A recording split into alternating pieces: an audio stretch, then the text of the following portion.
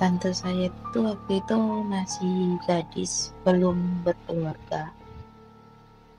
Bisa dibilang sih dia itu cantik, gitu kan, terkenal cantik. Jadi banyak laki-laki yang mau, banyak laki-laki yang suka sama dia. Tapi dia nggak mau gitu kan. Pernah sekali ada laki-laki yang datang melamar, udah bawa seserahan. Kalau di Kalimantan kami tuh bilang jujuran gitu kan. Nah, dia udah bawa jujuran, bawa semuanya lah gitu kan, mau ngelamar tante saya ini, tapi sama tante saya ditolak gitu. Pas setelah dia nolak laki-laki itu, tante saya itu sakit-sakitan, udah berobat ke sana kemari gitu kan, gak sembuh. Yang tadinya badannya agak gemuk jadi suruh setiap menjelang mau malam itu pasti kumat, perutnya sakit, terus kepalanya sakit, kakinya juga kayak ditusuk, nggak bisa jalan kayak gitu. Nah itu dia ngalamin selama 3 bulan. Pernah pas kami lagi rebahan di ruangan gitu kan, lagi kumpul-kumpul sama keluarga, ada nenek, ada kakek kayak gitu kan, tiba-tiba di depan pintu rumah itu, pintu depan itu ada suara ledakan gitu kan, kenceng banget. Nah sama kakek itu dicari sumbernya, sampai digalilah tanah itu tadi yang di depan pintu. Ternyata ada sebungkus kain putih, di dalamnya itu ada jeruk purut tapi udah kering.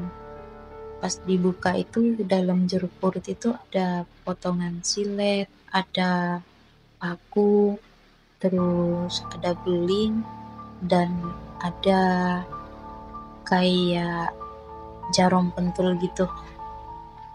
Nah, di situ kakek mulai feeling kalau tante aku tuh kena santet gitu kan. Nah, keesokan harinya kakek coba ngobatin, karena kakek sama nenek aku kan bisa dibilang kan dukun juga. Tapi kekuatan santet yang dikirim itu lebih gede gitu kan, karena dari daya iban yang kirim gitu. Nah sedangkan kakek aku tuh dia tuh banjar kandangan kayak gitu. Nah kakek coba ngobatin, setiap malam diobatin sama kakek kan, itu tuh nggak bisa gitu kan, nggak sembuh juga. Pernah pas tengah malam kakek lagi semedi, lagi coba ngobatin.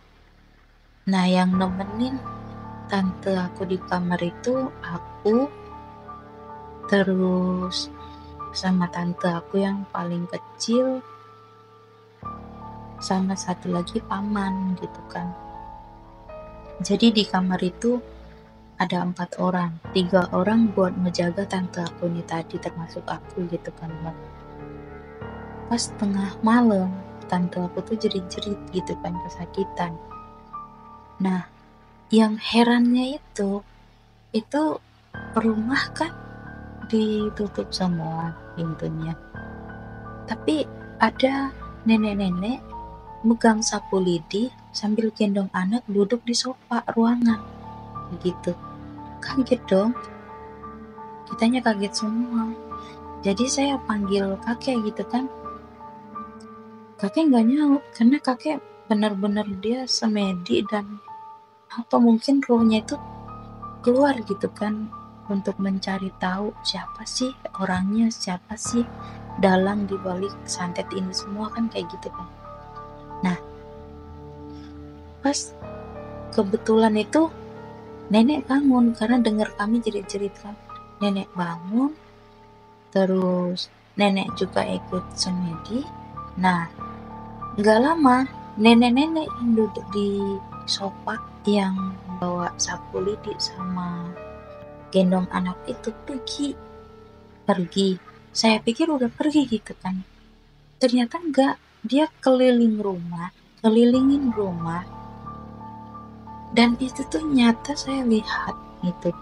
Paman saya juga lihat, tapi kami nggak terlalu fokus di nenek-nenek itu karena tante saya tuh jerit-jerit gitu kan, kesakitan.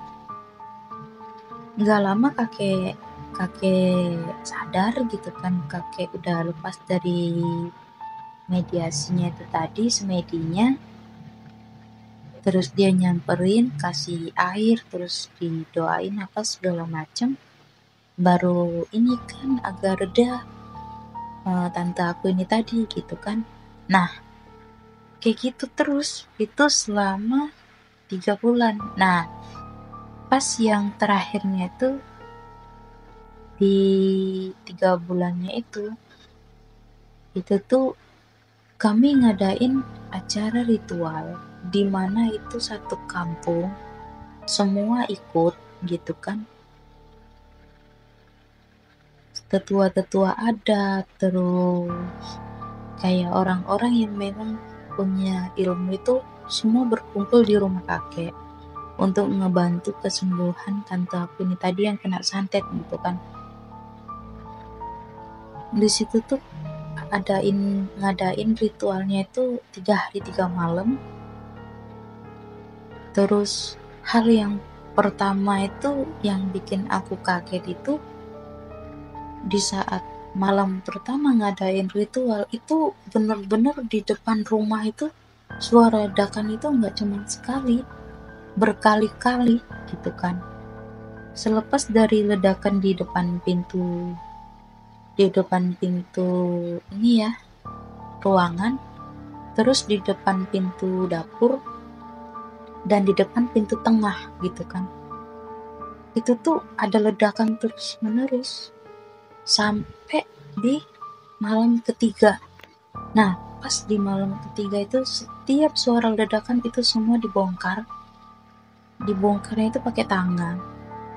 Dan tetua-tetua atau yang ikut serta dalam ritual kayak gitu tuh semua kesurupan, dan mereka mencari sumber ledakan-ledakan itu sendiri gitu kan.